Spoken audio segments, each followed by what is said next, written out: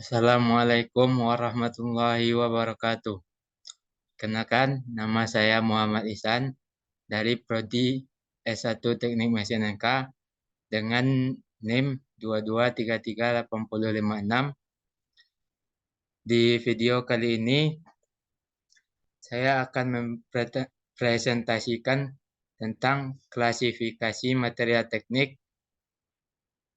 mata kuliah material teknik, dari kuliah material teknik. Yang pertama yaitu definisi material teknik. Material teknik merujuk pada studi dan penggunaan material dalam berbagai aplikasi teknis dan industri. Ini melibatkan pemahaman sifat-sifat material, pemilihan material yang tepat untuk tugas tertentu, dan pengembangan material baru. Material teknik memiliki peran krusial dalam berbagai industri, termasuk manufaktur, otomotif, dirgantara, teknologi informasi, energi, dan banyak lagi lainnya. Pemahaman yang mendalam tentang material dan kemampuan untuk memilih, mengembangkan, dan memproses material dengan benar merupakan aspek penting dari desain dan produksi produk teknik. Berikut klasifikasi material teknik terbagi menjadi 4 macam, yaitu logam, non-logam, alami, dan komposit. Yang pertama yaitu logam. Logam ialah jenis material yang memiliki karakteristik yang khas seperti kuat, liat, keras, dapat menghantarkan listrik atau energi panas, mampu menahan tekanan tanpa patah, mengkilap, keras, dan dapat ditempa. Logam merupakan material yang paling mendominasi dari bahan-bahan teknik lainnya, sebagai bahan yang paling utama dalam pembuatan mesin. Berdasarkan pada komposisi kimia, logam dan paduannya dapat dibagi menjadi 2 golongan, yaitu logam fero dan logam non-fero. Yang pertama, logam fero. Logam fero adalah suatu logam paduan yang terdiri dari campuran unsur karbon dengan besi. Untuk menghasilkan suatu logam paduan yang mempunyai 2 sifat yang berbeda dengan besi dan karbon, maka dicampur dengan bermacam logam lainnya. Sifat logam fero yakni dapat ditempa dan dapat diubah bentuk, penghantar panas dan listrik, keras, tahan terhadap goresan, potongan atau keausan, kenyal, tahan patah bila dibentang, kuat, tahan terhadap benturan pukulan martil, dan liat atau dapat ditarik. Contoh unsur-unsur yang termasuk logam fero yaitu besi, nikel, dan kobalt. Selanjutnya, logam non-fero.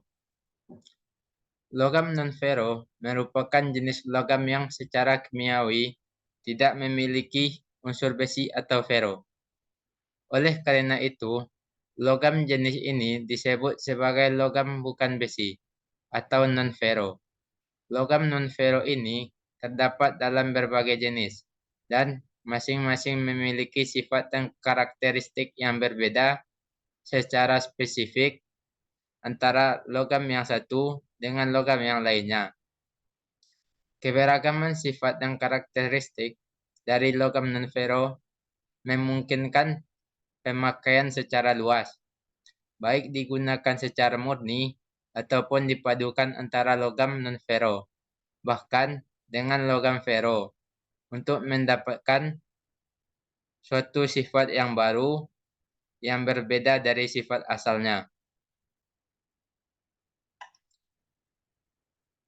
Sifat material non-fero yaitu mampu dibentuk dengan baik, massa jenisnya rendah, penghantar panas dan listrik yang baik, mempunyai warna yang menarik, tahan karat, kekuatan dan kekekuannya lebih rendah daripada logam fero, serta sukar dilas ataupun sulit untuk dilas.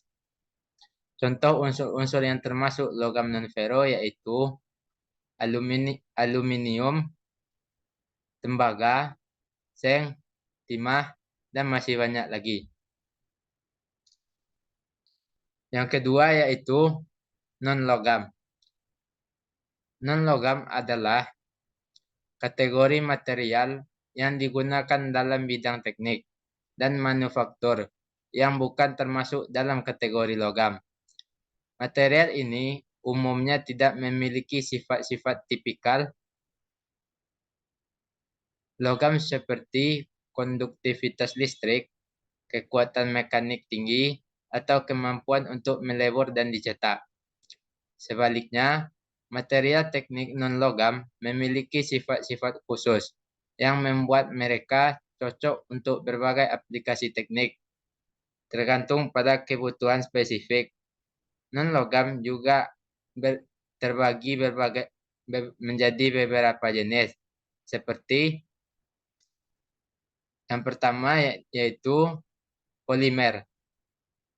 Polimer adalah molekul besar yang terdiri dari rantai atom berulang yang biasanya terdiri dari elemen seperti karbon, hidrogen, oksigen, nitrogen, dan kadang-kadang unsur lainnya. Polimer terdiri atas struktur molekul yang besar yang tersusun atas monomer. Polimer memiliki berbagai sifat yang bermanfaat dalam berbagai aplikasi teknik, termasuk ringan, tahan korosi, isolasi listrik, dan kemampuan untuk dibentuk menjadi berbagai bentuk yang kompleks. Karakteristik dari polimer adalah memiliki kerapatan jenis yang kecil dan keuletan yang tinggi. Selanjutnya yaitu keramik. Keramik adalah material padat yang dibuat melalui pembakaran dan pengetasan bahan mentah yang seringkali terdiri dari oksida, nitrida, karbida, dan material keramik lainnya. Material yang termasuk dalam kelompok ini tersusun atas clay, semen, dan gelas. Material ini bersifat isolator terhadap listrik dan panas dan lebih tahan pada temperatur tinggi dan lingkungan yang berat daripada logam dan polimer. Sifat mekanik material ini keras namun getas. Material teknik keramik ini memiliki sifat-sifat yang berbeda dari logam dan polimer, seperti ketahanan suhu tinggi, ketahanan terhadap korosi, ketahanan terhadap abrasi, dan ketahanan terhadap tegangan listrik yang tinggi. Selanjutnya yaitu semikonduktor. Material teknik jenis semikonduktor merupakan jenis material yang memiliki sifat-sifat konduktivitas listrik yang berbeda di antara isolator listrik dan konduktor listrik. Bahan semikonduktor terdiri dari 4 elektron valensi. Semikonduktor memiliki kemampuan untuk menghantarkan arus listrik dalam kondisi tertentu, tetapi tidak seefisien konduktor.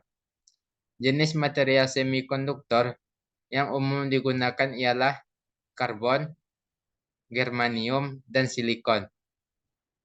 Lalu yang terakhir ialah biomaterial. Biomaterial merupakan zat apapun yang telah direkayasa untuk berinteraksi dengan sistem biologis untuk tujuan medis, baik untuk terapi, mengobati, menambah, memperbaiki, atau mengganti fungsi jaringan tubuh, atau untuk diagnostik. Biomaterial mencangkup material yang dicangkokkan atau ditanamkan ke dalam tubuh manusia ataupun hewan yang berfungsi sebagai pengganti anggota yang rusak atau tidak berfungsi.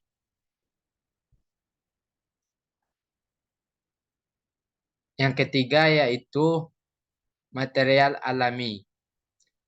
Material teknik alami merupakan material atau bahan-bahan yang terdapat di alam, yang dapat dipergunakan dalam berbagai aplikasi di industri permesinan.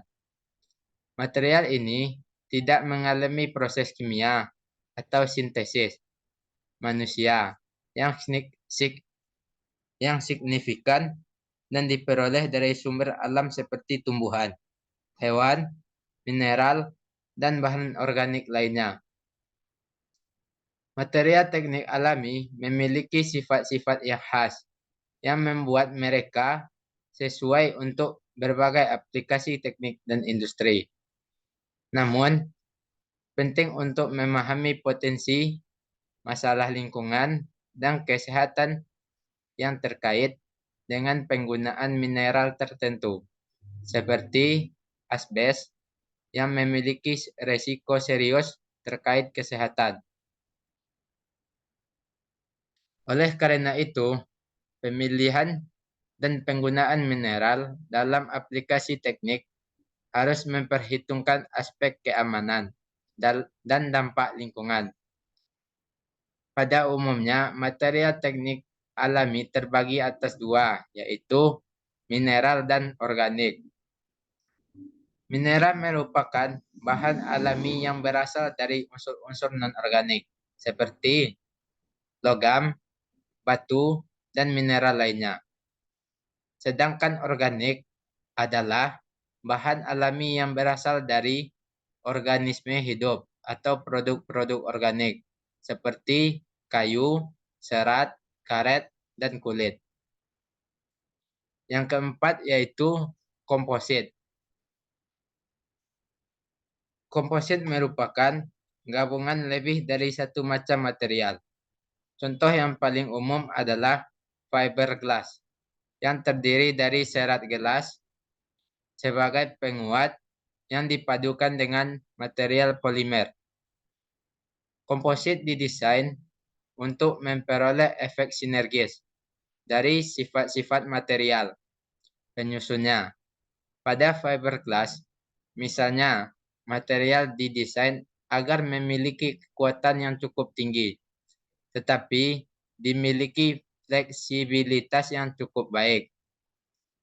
Material komposit terdiri dari dua komponen utama, yaitu matriks dan penguat atau reinforcement. Matriks adalah material penguat yang mengelilingi dan menyelubungi komponen lainnya dalam komposit. Matriks biasanya terdiri dari material yang lebih lembut dan kurang kuat, seperti polimer atau plastik ataupun logam, yang bertujuan untuk memberikan dukungan struktural dan melindungi komponen penguat. Yang selanjutnya yaitu penguat. Penguat adalah material yang memiliki sifat-sifat mekanis yang superior, seperti kekuatan dan kekakuan. Penguat dapat berupa serat, partikel, atau lembaran yang ditambahkan ke dalam matriks. Contoh penguat termasuk serat, karbon, serat stekel, atau serat kaca. Material komposit memiliki banyak keunggulan, seperti kekuatan khusus yang tinggi, kekakuan yang baik, tahan korosi, dan berat yang ringan. Mereka digunakan dalam berbagai aplikasi teknik, termasuk konstruksi pesawat terbang, otomotif, industri maritim, konstruksi bangunan, dan banyak lagi. Misalnya, serat karbon sering digunakan dalam industri otomotif dan penerbangan untuk mengurangi berat kendaraan dan meningkatkan kekuatan. Baik, sekian presentasi saya pada video kali ini. Sekian, terima kasih. Wassalamualaikum warahmatullahi wabarakatuh.